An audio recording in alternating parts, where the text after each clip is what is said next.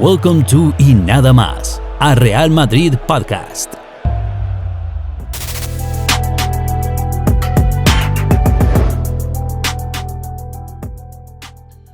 All right.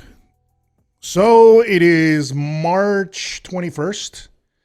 It is Monday, March 21st. It is a little bit over 24 hours since the absolute debacle and embarrassing loss that we had against Barcelona.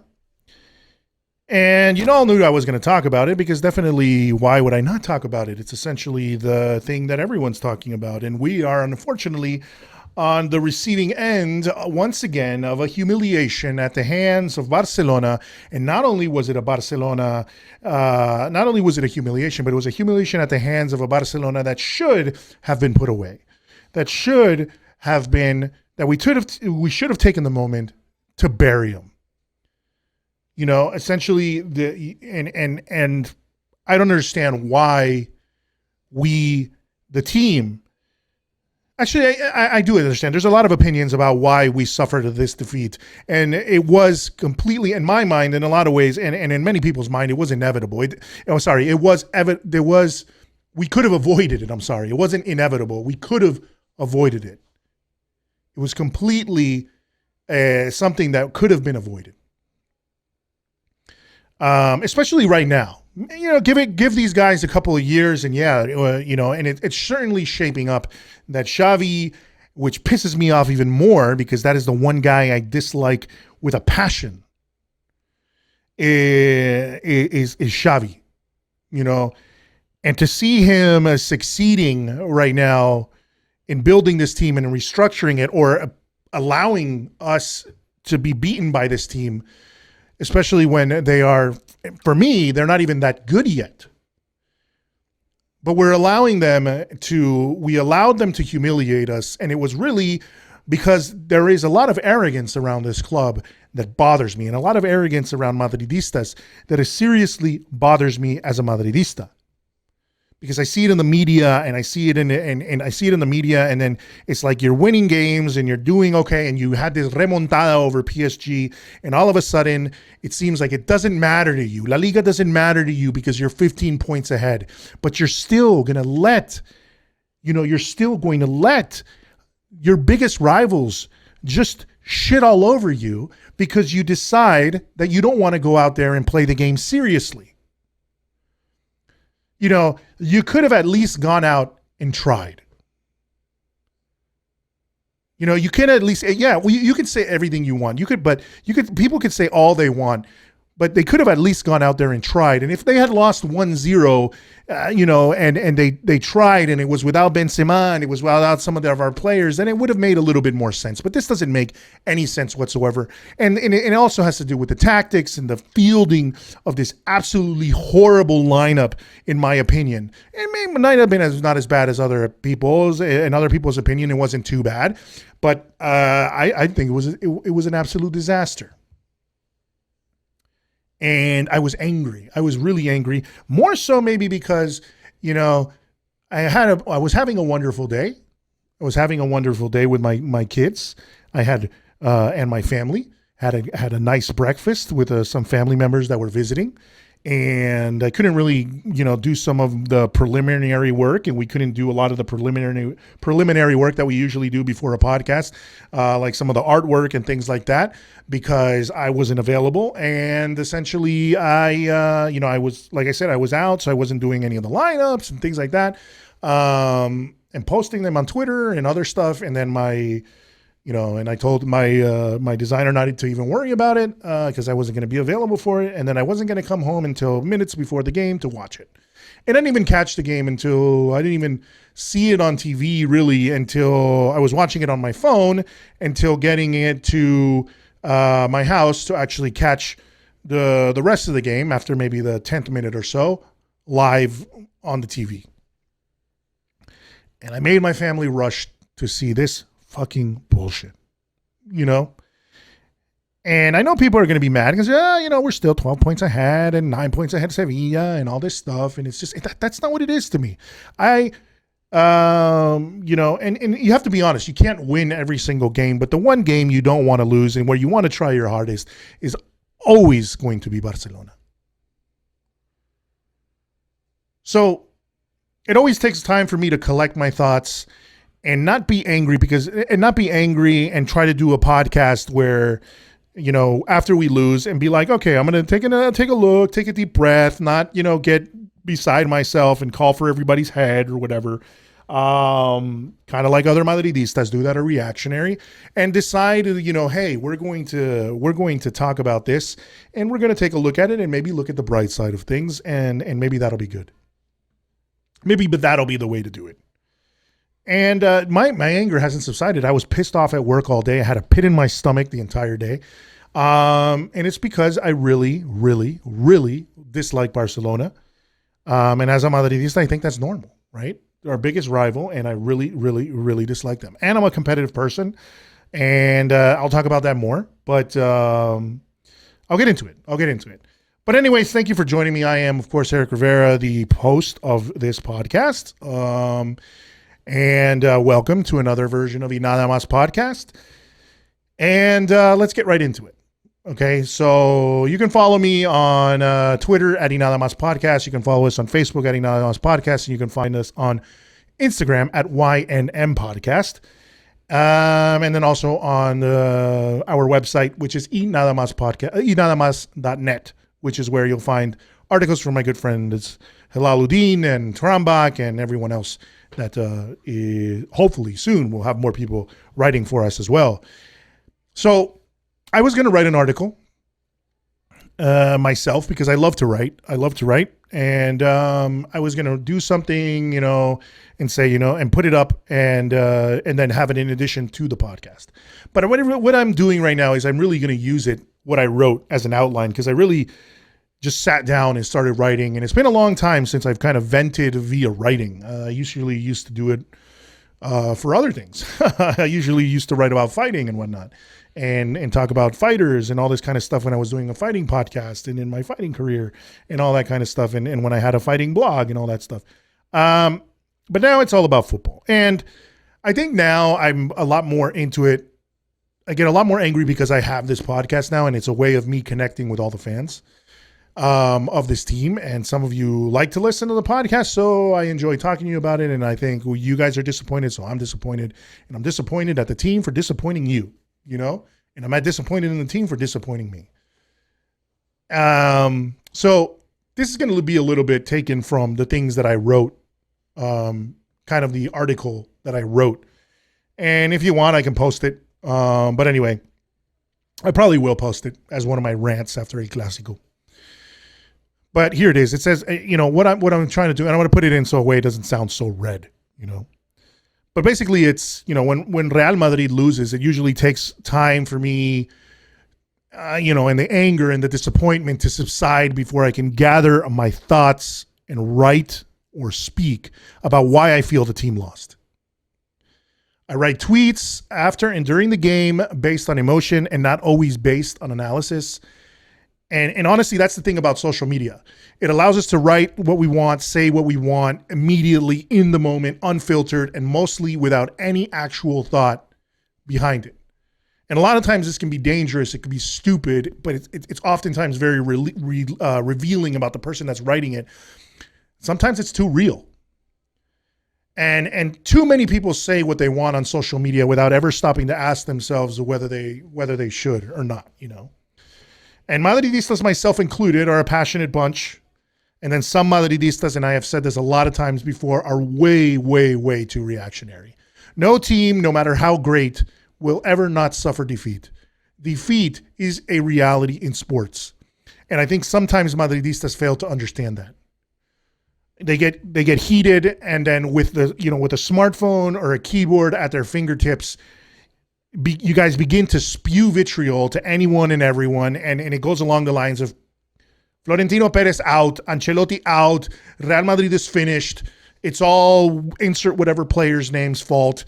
We suck, they suck, Real Madrid is in the mud, or whatever idiotic overused Twitter buzzword people spit out these days to just to get people to like, retweet, or comment on your tweet. Whatever stupid meme you want to put up, whatever it is, And while I think football Twitter is honestly full of sad and lonely idiots I think yesterday's loss to Barcelona was definitely a reason to, for once, say that I somewhat agree with them. Maybe not everything they write, but that the loss against Barcelona hurt. And the worst thing about it is that it was avoidable. Listen, I hate to lose both in my personal life and when I fought in the ring, when I coached my fighters, and then even when I watch competitive sports like Real Madrid. Listen, there's no team in the world that provides me with more happiness and disappointment than Real Madrid. I'm a Real Madrid fan through and through. And because of this, I'm still trying to come to terms with El Clásico, with this loss. Because people will try and say, and we've heard it a lot in the last few days, some Madridistas coming out, it's not that serious, we're still in the lead in La Liga, or whatever else you want to say to soften the blow. But let's be real, you never, ever want to lose to Barcelona. Nobody wants to lose to Barcelona. We never want to lose as Madridistas. We never want to lose to Barcelona. And if you're okay with it, I seriously, seriously doubt your allegiance to this historic club, or that you're being honest with yourself. Listen, I don't want to sound extreme or like some crazed ultra, but I hate Barcelona with a passion. Their failure brings me happiness. Watching them lose is the literal definition of the German word Schadenfreude or Schadenfreude, which is the pleasure. The Schadenfreude is actually a word that means the pleasure that is derived by another person, or in this case, team's misfortune. And as a Madridista, I share that sentiment. I think with all of you that the one thing we want to see is Barcelona lose. And so to go into the game the way Real Madrid did, with no plan, no structure, no attitude, was absolutely unacceptable. For Nacho to say that perhaps they played too relaxed because of the lead they have in the title race is, at least for me, the definition of non-professional and honestly a non-Real Madrid mentality. You don't just give away points, and you especially don't give away points to Barcelona. You don't relax in any game, and especially not against Barcelona. I mean, I understand switching out players and trying to preserve some because you have a big game coming up. But I think the one thing that at least I always felt that the one time we would always try to play our best is against our biggest rivals. And honestly, to me, the only good Barcelona is an absolutely finished Barcelona. Only if Barcelona as an institution are languishing in Segunda División, struggling to not be relegated to Segunda B, are they not a threat in my eyes. Even if they were in Segunda and their entire team was one-legged and one-eyed, I would still want Real Madrid to absolutely smash them. But you know why I feel this way? Because Barcelona feels this way about Real Madrid. They enjoy seeing a squirm. They revel in their sextetes and tripletes. They constantly remind us about the 5-0s, 4-0s, and 6-2s that we have suffered at their hands. And so I don't understand why we don't in turn ever give them something to remember as well. Yes, we have more Champions League trophies, more La Ligas, more El Clásico wins, but we still have to go out and beat them every single time. And even if we don't beat them, at least look like a goddamn team when you lose instead of being humiliated by them, because I'm tired of the 5-0s and the 4-0s and the 6-2s.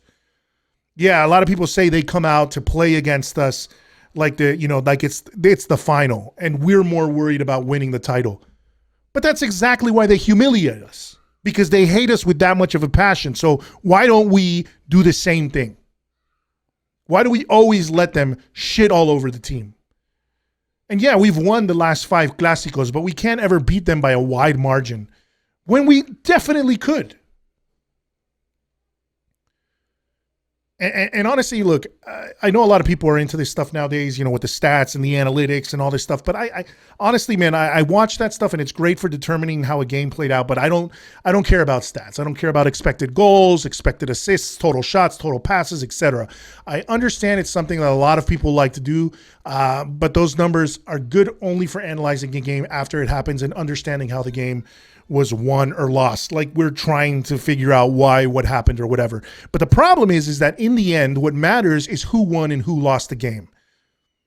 No one is going to remember years from now the expected goals, the total shots, or the assists from a game that was played, 20-something years ago. What they remember is who won and who lost, and that is your legacy. So when the score sheet says 5-0, 4-0, 6-2, all these long strings of stupid humiliations at the hands of Barcelona, which before were excusable because you had Messi and you had a super Barcelona team, I guess we were somewhat excusable, but to lose now against this Barcelona is absolutely ridiculous. And it was because, once again, it could have been avoided. For me, it's simple. You no matter who, you either won the game or you didn't.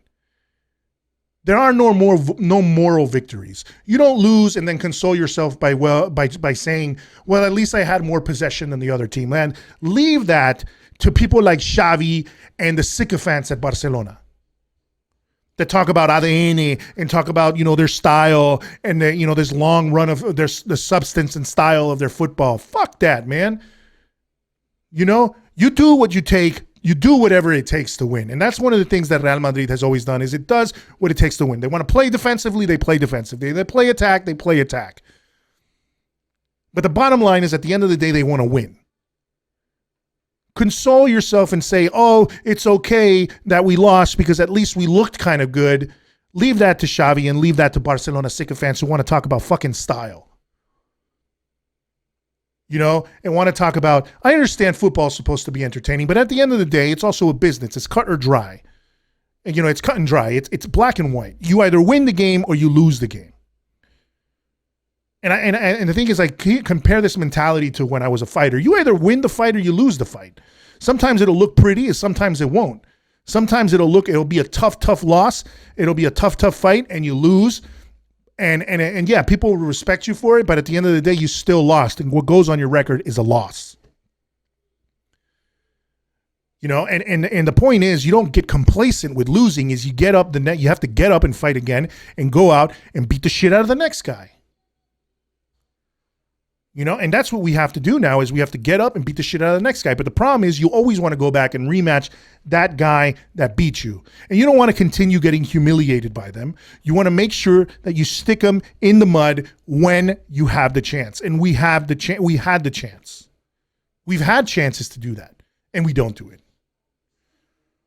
But listen, Barcelona, to be honest with you, with that said, Barcelona deserved their victory, and I'm not going to sit here and take away from how well they played. And as much as I dislike them and want them to lose everything, they defeated us by simply playing better football and putting the ball into the net. And honestly, we're lucky they didn't score more than they did, because if it weren't for a last-ditch tackle by Casemiro, the absolute class of Thibaut Courtois, and their own strikers like Ferran and Aubameyang missing chances, the score could have easily been 7-0 or 8-0. And Ancelotti, for as much as I like him and have defended him in the past, got it all wrong. Again, this is absolutely not the first time his lineups have been questionable. I don't know in what dark recesses of Carlo Ancelotti's mind the thought of playing Modric as a false nine seemed like a good idea. We're rotating players' positions where it seemed as if everyone on the team was a center forward or a center back at some point seemed like it would reap rewards. Real Madrid looked to me and to Barcelona, I'm sure, as a team that only had one attacking outlet, and his name was Vinicius. And anytime he was able to break away from Araujo, who had himself a really good game defensively, there was nobody to pass to.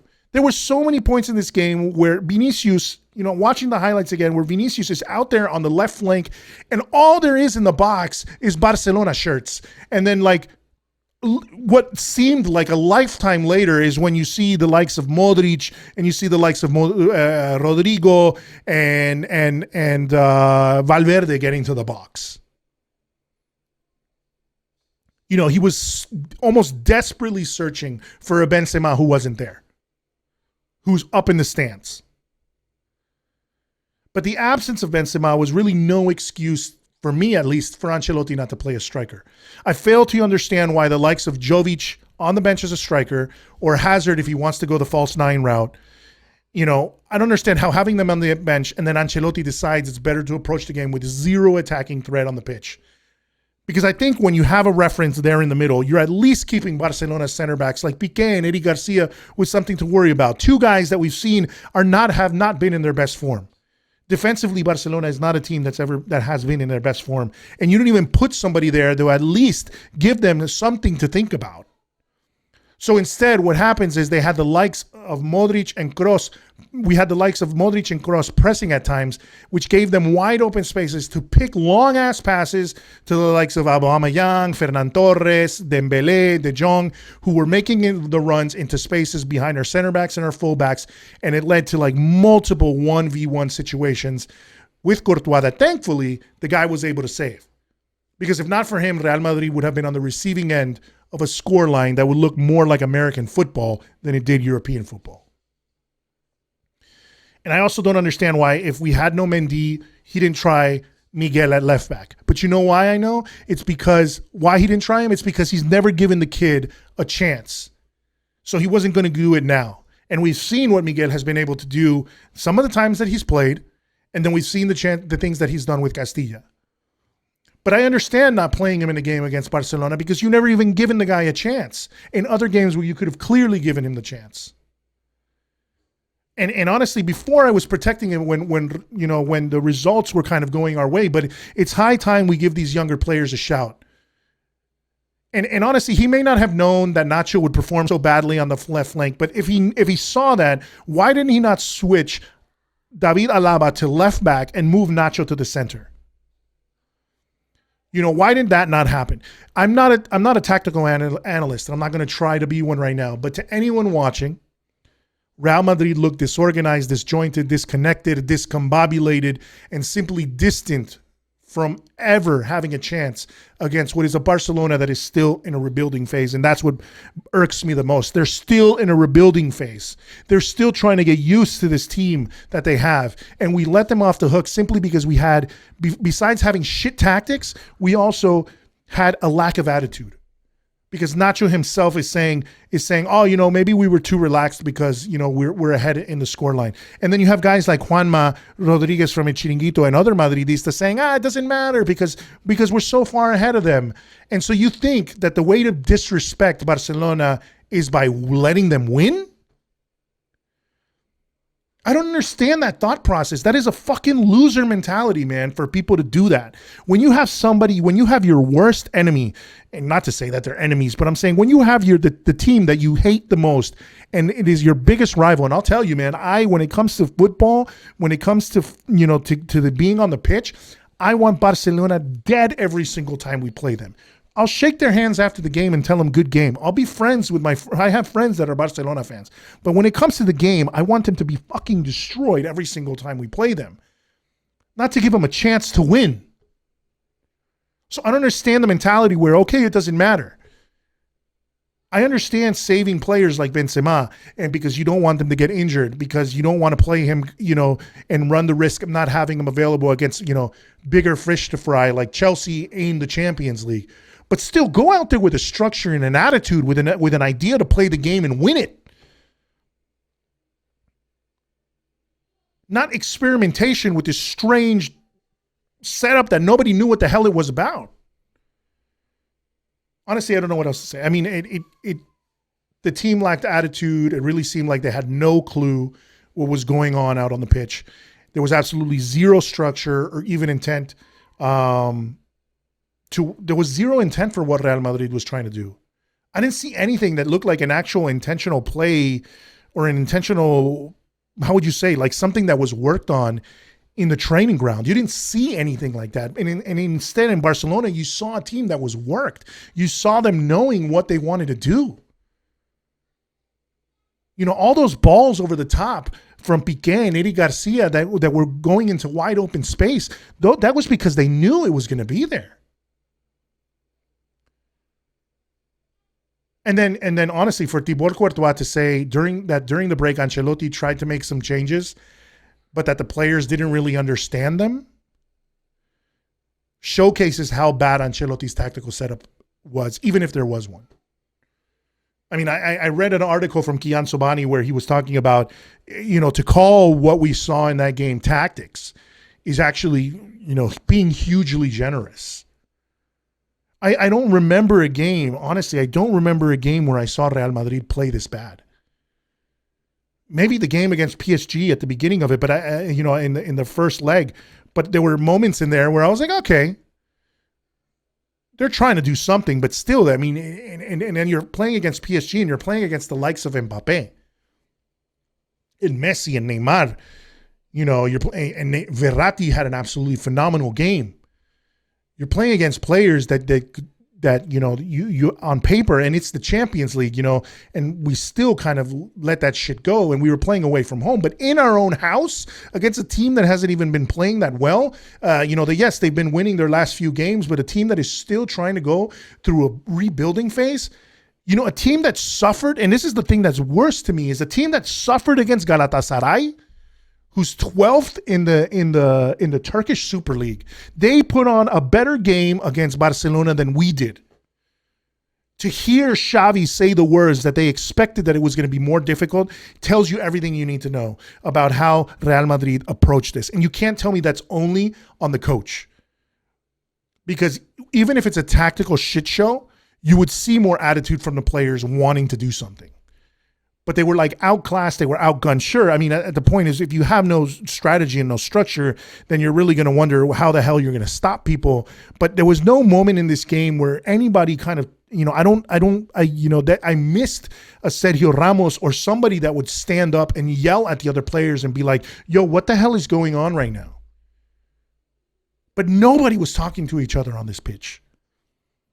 And the only guy that we have that somewhat looks like a leader, at least in this game, and that actually, and yeah, I mean, I give it to the defenders like Militao and David Alaba, but Alaba made a two mistakes, honestly, huge mistakes that led to goals in this game.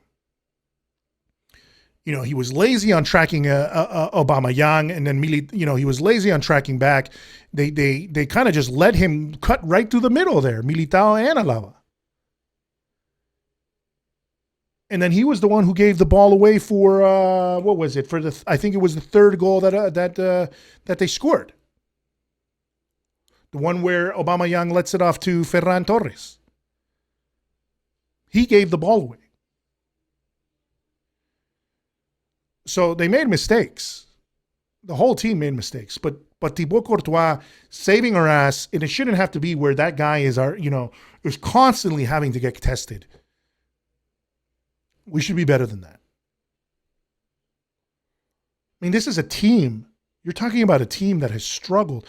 I mean, Barcelona, you're talking about a team that struggled again. Like, once again, they struggled against Galatasaray. They had a rough time against a Napoli that hasn't even been, that was phenomenal at the beginning of the season, struggled in the middle of the season. Now they're kind of back on track, but in a Serie A that hasn't really been doing that well this season at all.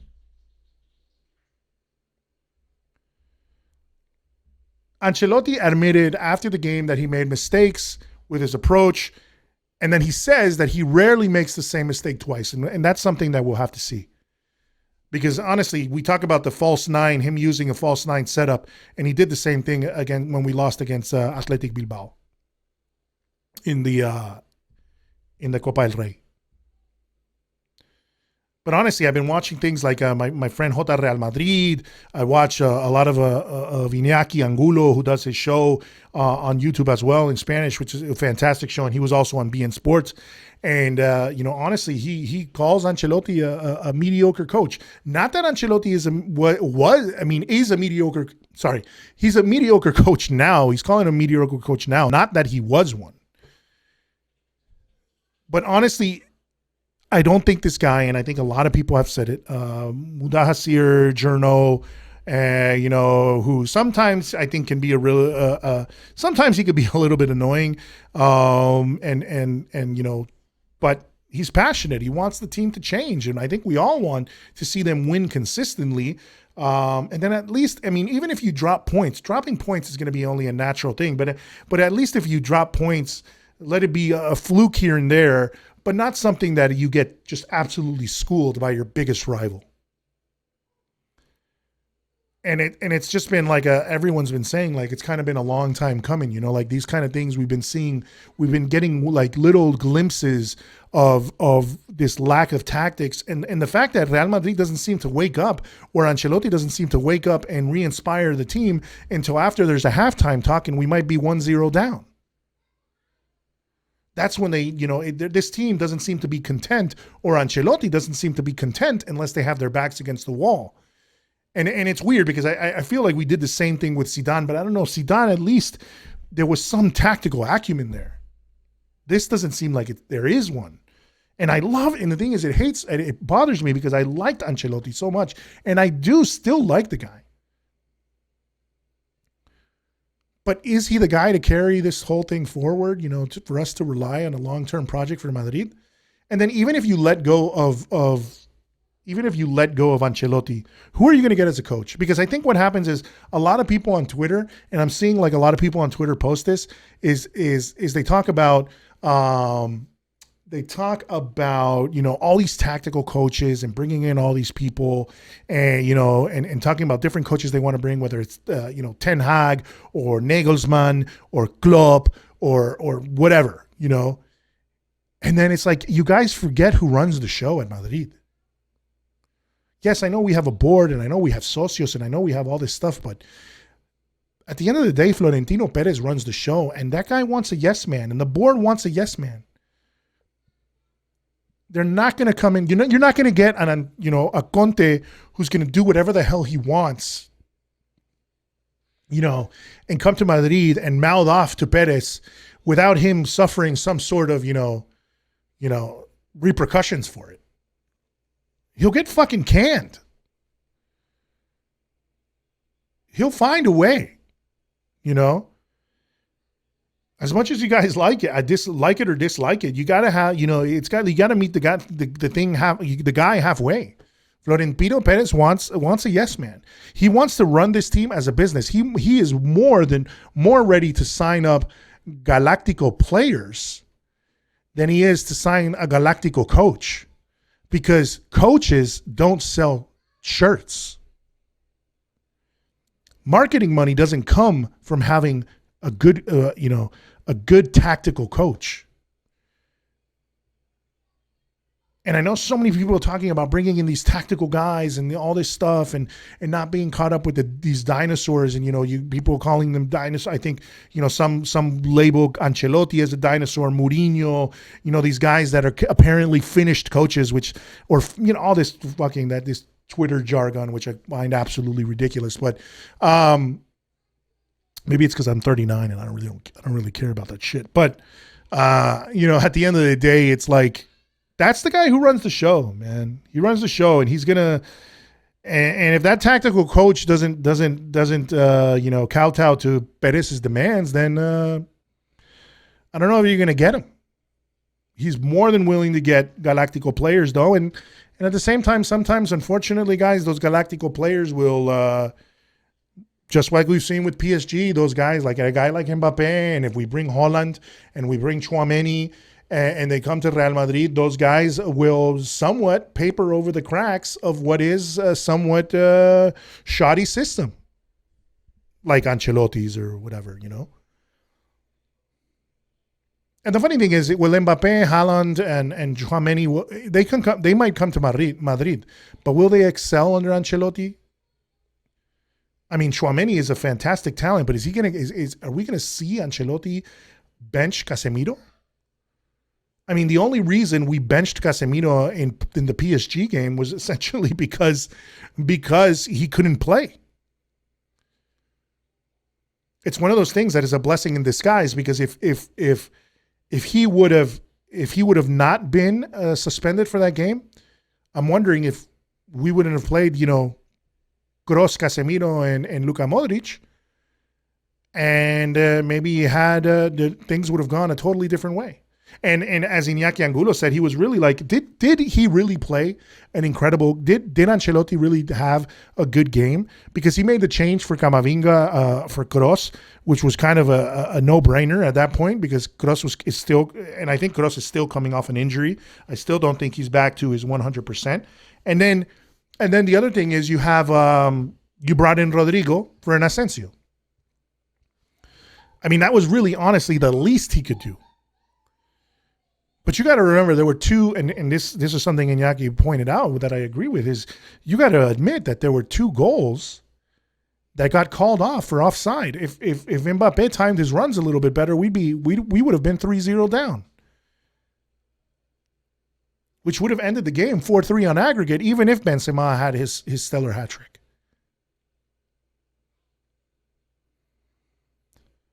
So that's and one of the things is I think I've gotten caught up in it before. I allowed good results to sometimes cloud my judgment about Ancelotti. I don't know.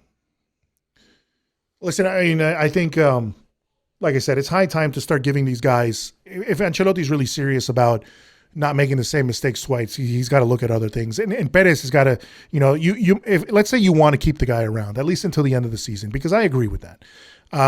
Keep him until the end of the season, because changing things now, I think, is going to cause a lot more problems. Especially when you're 9 games away from winning La Liga and you are in the quarterfinals of the Champions League. You're not going to change things overnight with this team. As much as Xavi did with Barcelona, he still wasn't able to save them from getting thrown into Europa League and losing the Copa del Rey. So we change guys now, and we might as well just kiss the Champions League goodbye. At least that's my opinion. You got to wait until the season's over. Let this guy finish his thing. And if there's no, and give him the chance. I mean, Florentino, at least I hope, sits him down and says, listen, man, you got to start playing some of these young guys. I mean, you got to give guys like Gutierrez and Antonio Blanco a chance. You need to start rotating out. I wrote about it here. Casemiro, Kroos, and Modric, they're phenomenal players.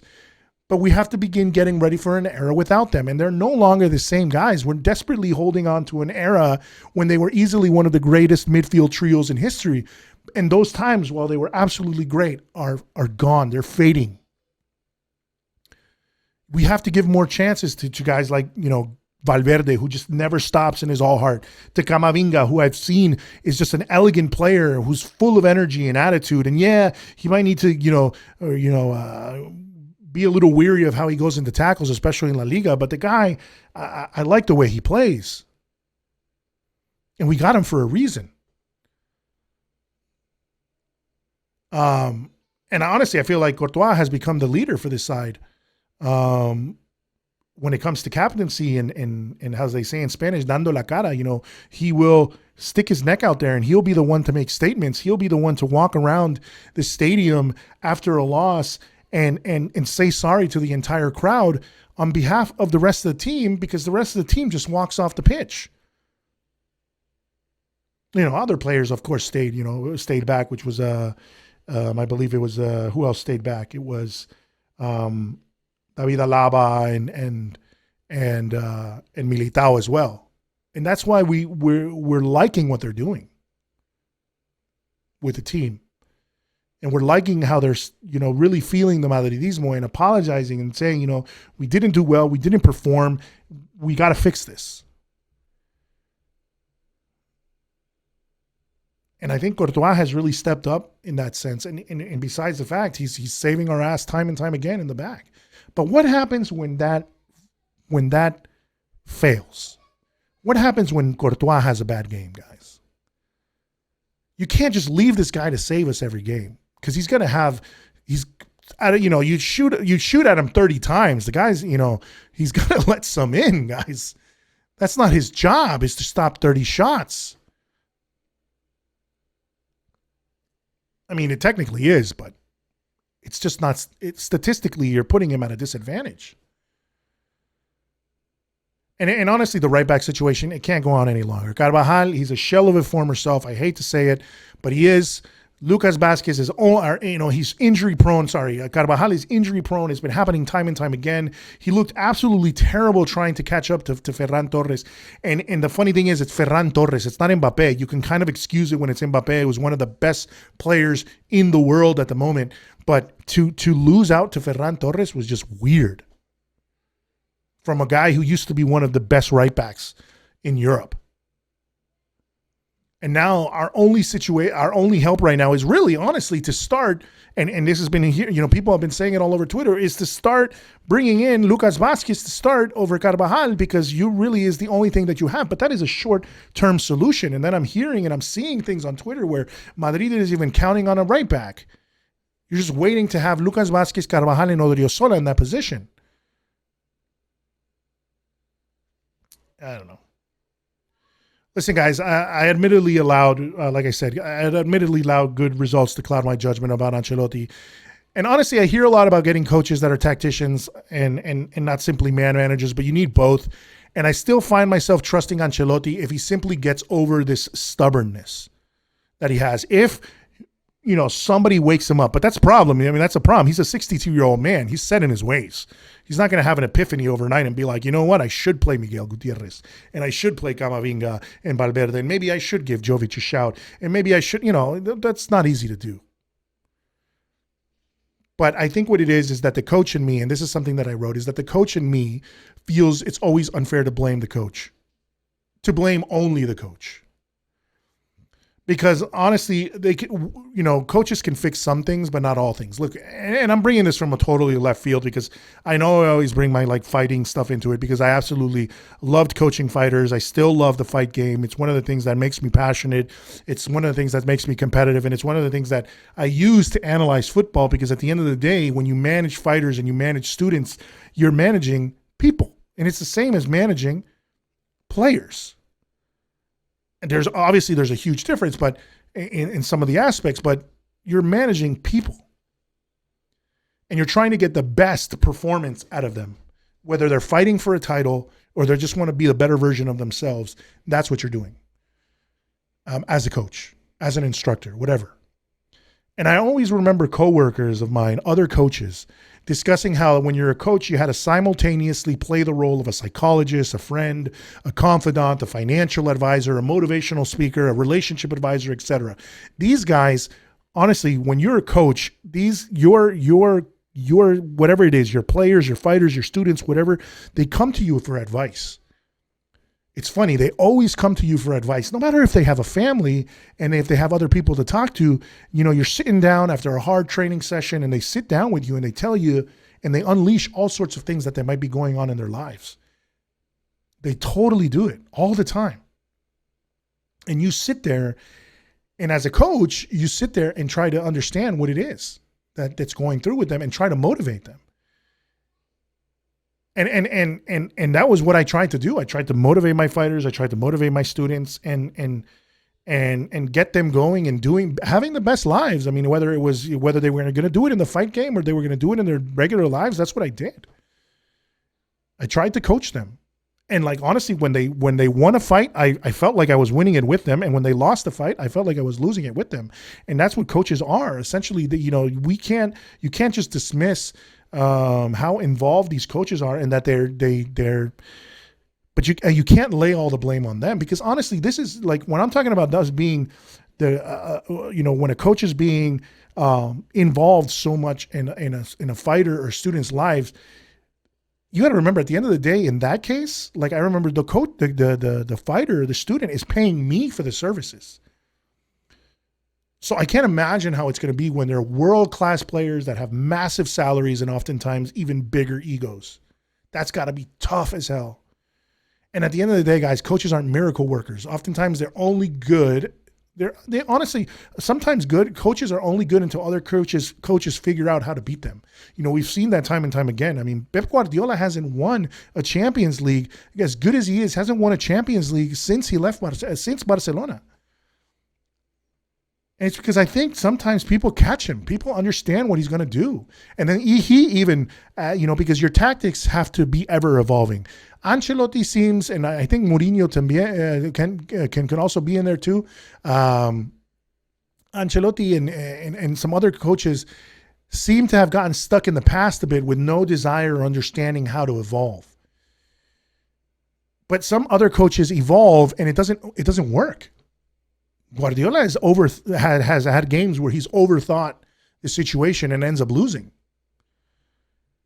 Anyway, like I said, I don't agree with getting rid of Ancelotti now, even though he might not be evolving, or it's taking him time to evolve or get used to this Madrid and push them in the correct direction, especially them being a side that is getting older and bringing in new guys and integrating those new guys in the squad. But like I said, getting rid of him now when the team is 9 games away from winning the league and is in the quarterfinals of the Champions League, I think it's more harm.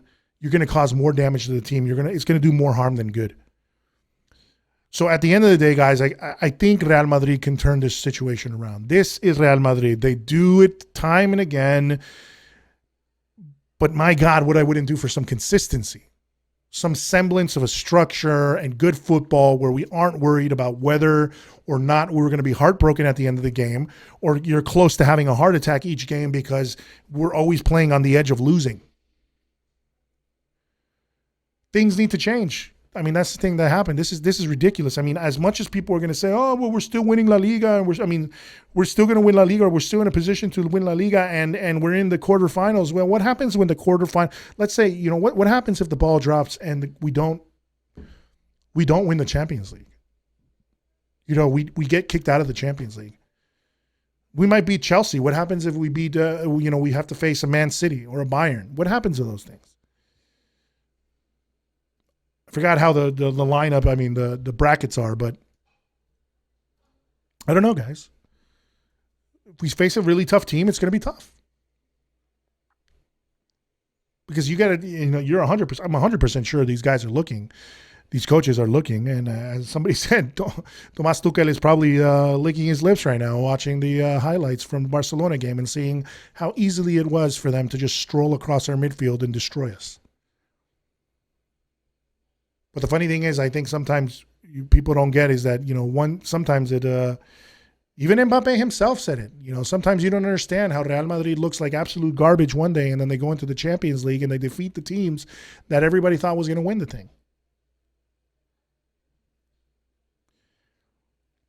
But at the end of the day, man, I'm so mad because at the same time I said, once again, I hate Barcelona, man. I hate them with a passion. And that's the one team you don't go in there just half-assing it. You don't want to lose against them. They're our biggest rival in La Liga. They're our biggest rival emotionally through historically. You don't just hand them a win. It bothers me to go in with attitudes like that. I don't feel like I never feel good. I don't know, man. It's just when I go back to things, I don't think, does anybody ever really go out there thinking, let's go out and lose the game?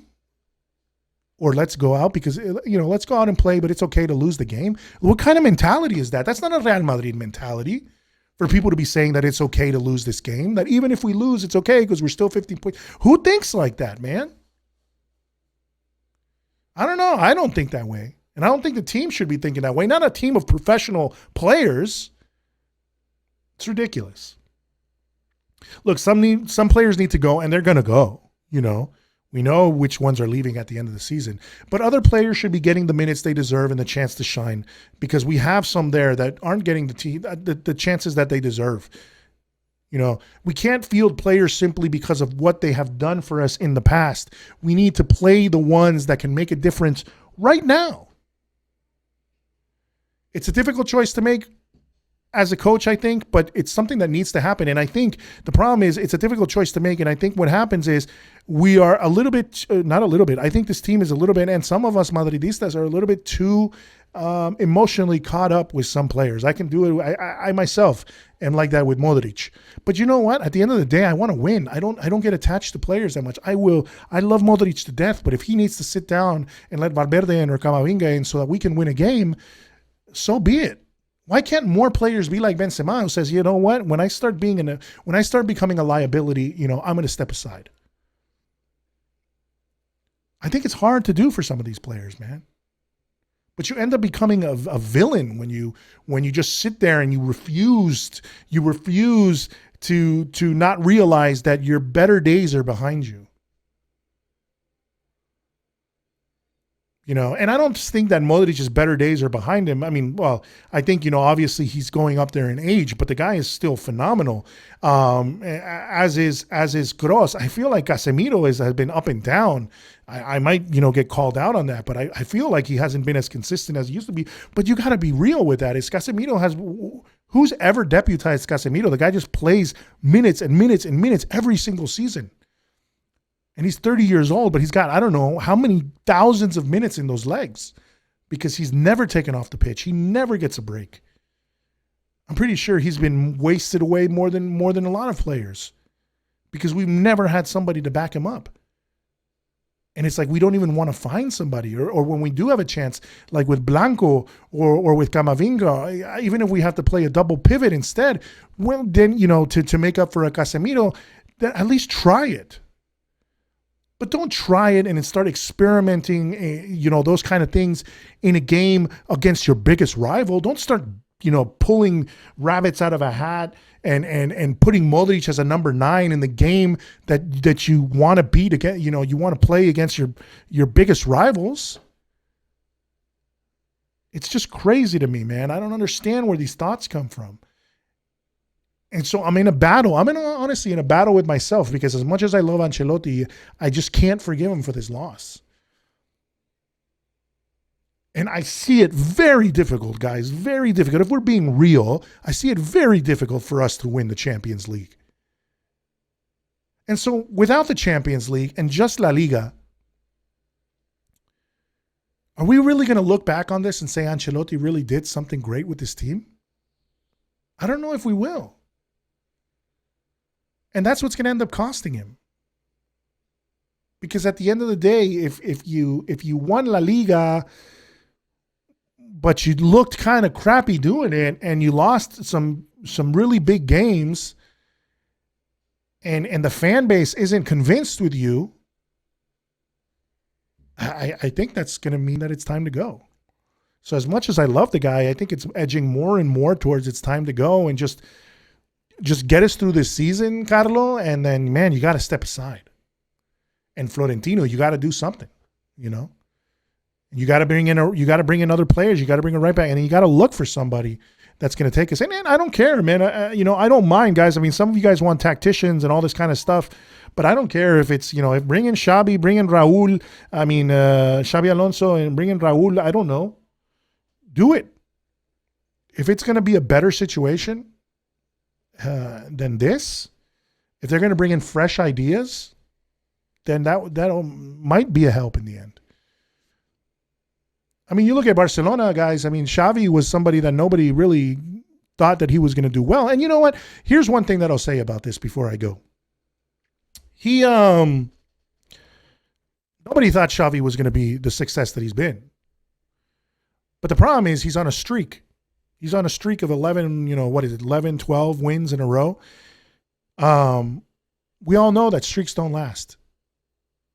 And what's going to happen when he starts going through a rough patch? What's going to happen when he starts losing games? Are they going to stick with him? Because it happened at the beginning of the season. That's fine. But if this continues on, if he has up and down games and things like that, and that team doesn't recover, because we know that they're not going to be able to get all these amazing players that they, at least not in the next season, what's going to happen? Are they going to stick with him? Things go up and down. There's ebbs and flows. So let them celebrate right now. Let them celebrate this win. We'll get it back.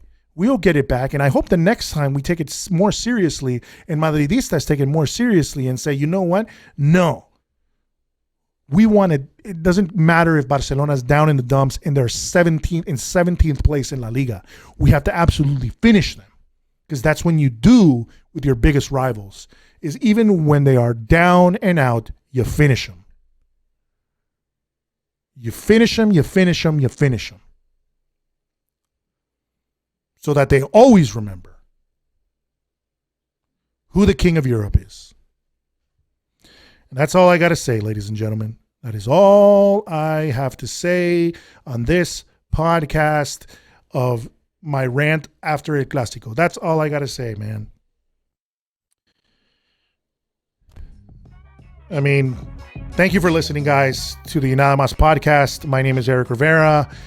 I am the host of this podcast, but I am also assisted by a couple of great people that have, been helping me out here as well. And then in addition, I wanted to welcome, of course, Hilaluddin, who is helping us out on the podcast as well, that you guys heard him on the last edition, the last episode. Also, Trombach is doing great things with us, helping out a lot behind the scenes. Really appreciate him. And then, hey guys, if you're interested in becoming a part of the podcast, not always on air, but if you're being, interested in writing for us, if you're interested in helping us out here and there, whether, I don't know, we can figure things out on social and different things. We could always need help. If you want to design for us, stuff like that as well. Hey guys, hit us up at info@inadamas.net. Also check out the website, inadamas.net, for all our articles for our podcast if you don't download it from any other spot. Check us out on YouTube, of course. If you want to see the video version of this podcast, you can check it out on YouTube, unless, of course, you're watching that right now. Subscribe, guys. Hit the notification button. Help us get up there in subscribers so we can get that vanity URL. We're still rising up, and we're getting a lot of people joining the Nada Mas train. So thank you very much for that. And then, guys, if you are listening to the podcast, of course, you can listen on Apple Podcasts, Google Podcasts, Spotify, Stitcher, TuneIn, wherever you find your favorite podcast. But if you are on Apple Podcasts, as always, I respectfully ask you guys to please leave a comment, leave a rating. And, I've received some great comments from you guys. So thank you very much for listening. Thank you very much for the support. My goal is only to grow. Our goal is only to continue growing with everybody here at the podcast. So thank you very much. And listen, guys, I know we're all down and out right now, but it's a la Madrid, a la Madrid, a la Madrid, more now than ever.